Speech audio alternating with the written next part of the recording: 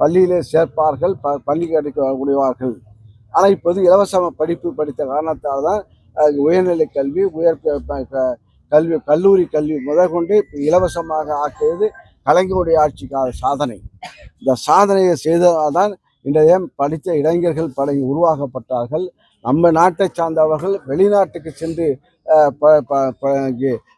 அதிக சம்பளம் பெறுகின்றனர். அந்த தகுதியை உருவாக்கியது திராவிட முன்னேற்ற கழகம். ஆக இது இப்போ நேற்று வந்த காலம்லாம், இப்போ முளைச்ச காலம்லாம் இப்போ இதை அழிக்கின்றோம் என்று சொல்லுகிற தகுதி இல்லாதவர்கள். கொரோனாவாக இருந்தாலும் சரி, நாட்டு மக்களுடைய வளர்ச்சியில் திராவிட முன்னேற்ற கழகத்தில் எப்போதும் பங்கு உண்டு.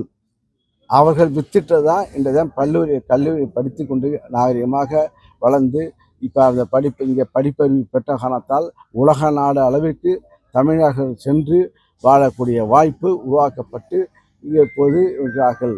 ஆக இந்த படிப்பு கல்வியை பொறுத்தவரையில் இந்த அளவுக்கு ஒரு முன்னேற்றத்தை கொடுத்தது திராவிட முன்னேற்ற கழகம், கலைஞர் அவர்கள் ஆட்சி காலத்தில்.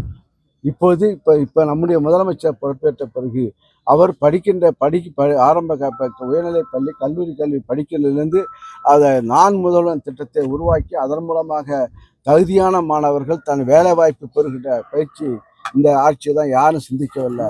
இப்போ புது கம்பெனிலாம் அமைச்சோம்னா அவன் செட்டிங்கிலே நடித்து செட்டிங்கிலே வச்சு நான் இப்போ முதலமைச்சர் ஆகுன்னு சொல்கிறார்கள். ஆனால் முதல்வர் மு.க. ஸ்டாலின் அவர்கள் மாணவர்களை படிக்கும் போதே அவர்கள் அந்த நான் முதல்வன் நான் அந்த படிப்பிலே முதல்வனாக மாறுவேன் என்ற உணர்வை ஊட்டுகின்றார்கள். அதான் திமுக கொடுத்த வாக்குறுதிகளை பலவற்றை நிறைவேற்றலன்னு சொல்லிட்டு நயினார் நாகேந்திரன் காஞ்சிபுரத்தில் குற்றச்சாட்டு. நயினார் நாகேந்திரன் அவர் தலைவர் ஆயிட்டாரு, அவருக்கு கட்சி அவரே சொல்றாரு நல்லவர் தான் சொல்றாருல. அதே நயினார் நாகேந்திரன் நம்முடைய முதல்வரை பற்றி அவரே நல்லவன் சொல்றாரு, அதை பாராட்டணும். எந்த உறுதியை, எந்த வாக்குறுதியை கடைப்பிடிப்போட இப்போ ஒரு பார்த்த சாதிங்கிற ஒரு தொண்டர் அவனை இப்போ எங்களுடைய அவங்களுடைய அந்த கலைப்பில் வச்ச அந்த தோழர்களுக்கு உதவி கிடைக்கவில்லை என்ற கோரிக்கை வைத்த ஒரு 20 நாளில் எங்களுக்கு வந்திருக்கு இங்கே பணப்பயன் கொடுத்துருக்கு ஆட்சி என்று பாராட்டுகிறார்கள்.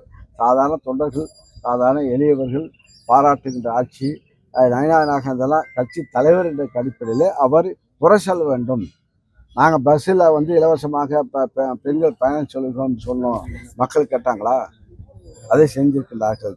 அதே போல் பணம் மகளிர் உரிமை தொகை கொடுப்போம் சொன்னாங்க, கொடுத்தாச்சா இல்லையா சொல்லு, கொடுத்தாமே இல்லையா? நயினார் நாகேந்திரனுக்கு அவர் தெரியாது, அவரு அந்த பணம் வராது. அதிமுக பொதுக்குழு கூட்டத்தில் புள்ளி விவரங்களை வச்சு எடப்பாடி 200 தொகுதிகளை கைப்பற்றுன்னு சொல்லியிருக்காரு. அவங்க வேற வழி, அவங்க கட்சிக்கு அந்த கம்பெனி கூடாரம் கலையுது. அந்த கூடாரத்தை கலைக்கிறதுக்கு தடுக்கிறதுக்கு நாங்கள் வரோன்னு சொல்லி நாக்கில் தேடம் தடவுறாங்க. அனைத்து கட்சியும் விருப்பம் கொடுக்குறாங்க. திமுக அது தலைமையில கேட்கணும். செய்திகளை உடனுக்குடனும் துல்லியமாகவும் தெரிந்து கொள்ள சப்ஸ்கிரைப் பண்ணுங்க.